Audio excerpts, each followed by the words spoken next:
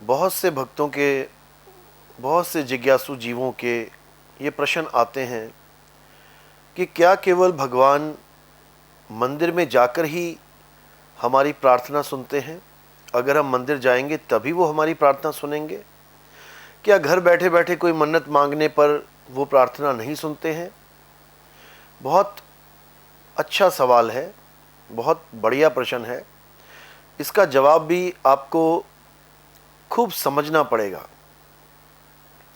अगर भगवान केवल और केवल मंदिर में जाने से ही, वहाँ खड़े होकर नारियल चढ़ाकर या दान चंदा देकर हाथ जोड़कर ही प्रार्थना करने से आपकी प्रार्थना सुनते होते, तो याद रखो कि आप अगर ऐसी जगह पहुंच गए जहां पर कोई मंदिर ही नहीं है हजारों किलोमीटर, तो आप किससे अरदास करोगे? कहां करोगे? आप किसी जंगल में खो गए, वहां कोई मंदिर नहीं है, जंगली जानवर हैं, और आप पल पल अरदास कर रहे हो, पल पल प्रार्थना कर रहे हो कि भगवान मुझे बचा लेना, कोई जानवर से मेरा सामना ना हो जाए, कोई शेर ही मेरे सामने ना आ जाए, मुझे सुरक्षित तरीके से इस जंगल से बाहर निकलवा देना। तो क्या वो भगवान नहीं सुनेंगे?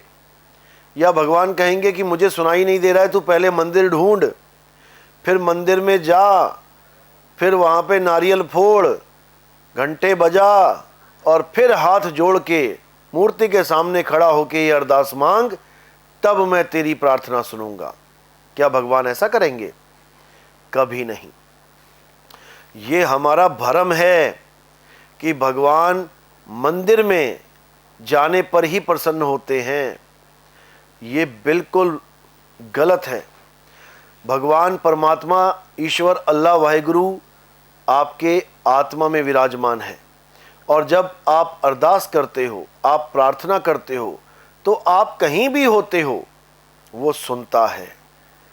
वो सुनता है, क्योंकि उसको सुनाने के लिए किसी मंदिर में जाने की, मस्जिद में जाने की जरूरत नहीं है। कबीर साहब ने तो यहां तक कह दिया, चींटी के पग नेवर बाजे तो भी साहिब सुनता है। अगर चींटी के पैर में घुंघरू बंधा हो और वो भी हल्के से छनक जाए, वो भी मालिक सुन लेता है, बोलने की भी जरूरत नहीं है। गुरु ग्रंथ साहब में लिखा है, बिन बोलेया सब कुछ जानदा, किस आगे कीजे अरदास। क्या भगवान को नहीं पता कि तुम जंगल में आ गए हो, तुम्हें शेरों से बचाना है, कोई जानवर तुम्हारे सामने ना आ जाए, तुम्हारी क्या हालत होगी? क्या तुम उसको बताओगे कि मेरे साथ ऐसा हो गया तो मेरा बहुत नुकसान होगा? उसको नहीं पता क्या?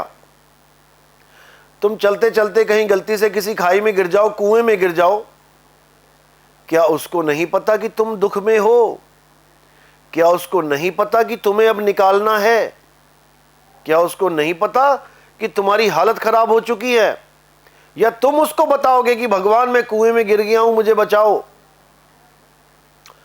वो सब जानता है, सब जानता है, और वो भले तुम्हें उस कुएं से ना निकाले, स्वयं आके वो किसी ना किसी जरिए को भेज देगा। वो किसी ना किसी आदमी को, वहां से गुजरते हुए को तुम्हारे पास भेज देगा। तुम्हारी आवाज सुन के जो आदमी आएगा, वो भगवान नहीं भेजा है। बस हम समझ नहीं पाते, और हम सोचते हैं कि भगवान को हम सुनाएंगे, वो तब सुनेगा। वो बहरा नहीं है, वो सब जानता है। तुम्हारे मन में कोई ख्याल आता है, उससे पहले उसे पता होता है कि तुम्हारे मन में क्या ख्याल आने वाला है। घट घट की पट पट की जाने, उस साहिब से कुछ छुपा नहीं है। लेकिन हम, क्योंकि हमारी सोच छोटी है, बच्चों वाली सोच है हमारी, इसलिए हमने परमात्मा को भी बच्चा समझ लिया है। इसलिए हम उसको अपनी बुद्धि से तोल देते हैं, जबकि वो तुलने वाला नहीं है। वो समर्थ है, वो इतना समर्थ है कि आप सोच भी नहीं सकते। लेकिन अज्ञानतावश हम इन छोटी छोटी बातों को नहीं समझ पाते और मंदिरों में भीड़ लगा देते हैं। उन भीड़ की वजह से कितने एक्सीडेंट हो चुके हैं, कितने लोग भीड़ भाड़ में धक्का मुक्की में अपनी जानें गंवा चुके हैं, कितने लोग बाढ़ों में बह गए, कितनी तबाही मच गई। लेकिन हमें आज भी समझ में नहीं आ रहा कि हमारा भगवान कहीं बाहर नहीं है। बाहर तो उसके संकेत हैं, उसकी यादगारी है। अगर कोई मंदिर बना है तो केवल यादगारी के लिए कि भगवान को भूल मत जाना भाई, भगवान को पाना ही तुम्हारे जीवन का लक्ष्य है, इसलिए वो यादगारी है। इसलिए नहीं कि तुम वहां खड़े होकर माथा टेको और सोचो यही भगवान है। अगर वो भगवान है तो एक ही मंदिर बहुत है इस दुनिया में, वहीं पे जाके सारे माथा टेको। फिर एक ही राम जी के हजारों मंदिर क्यों हैं? कोई किसी गली में माथा टेक रहा है, कोई किसी गली में। इससे अच्छा तो घर में ही मंदिर स्थापित करके घर में ही माथा टेक लो। जब भगवान मंदिर में ही रहता है तो तुम खुद अपना मंदिर बना लो। लेकिन तुम्हें पता ही नहीं है कि भगवान किस मंदिर में रहता है। मंदिर का जब आप पर्यायवाची देखोगे, आप संधि विच्छेद देखोगे, देखो क्या है, मन के अंदर। मंदिर, मन के अंदर भगवान बैठा है। लेकिन हम समझ नहीं पाए कि मंदिर का नाम मंदिर क्यों है। मन के अंदर विराजमान है वो, जिसको तुम बाहर खोजना चाहते हो। अब मन को भी समझना पड़ेगा कि मन क्या है। मन तो दुश्मन है। मन के अंदर बोला गया है, इसका भाव पकड़ना है, अर्थ नहीं पकड़ना है। मन के हारे हाथ है हार है, मन के जीते जीत। मन के मते न चालिए, मन है पक्का दूत। ये साहिब ने मन की व्याख्या बताई है।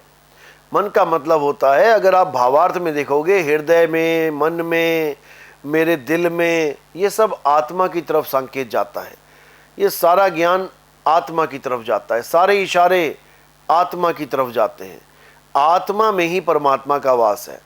इसीलिए पुराने संतों, महंतों ने, पुराने ज्ञानियों ने आत्मा सो परमात्मा का नारा दिया था कि अगर परमात्मा को खोजना चाहते हो तो आत्मा को खोजो, आत्मा सो परमात्मा। लेकिन अज्ञानतावश हम समझ ही नहीं पाए और हम जीवात्मा को परमात्मा मान बैठे। इस काया में जो जीवात्मा है उसी को परमात्मा मान बैठे। जीवात्मा और परमात्मा, इसमें जमीन आसमान का अंतर है।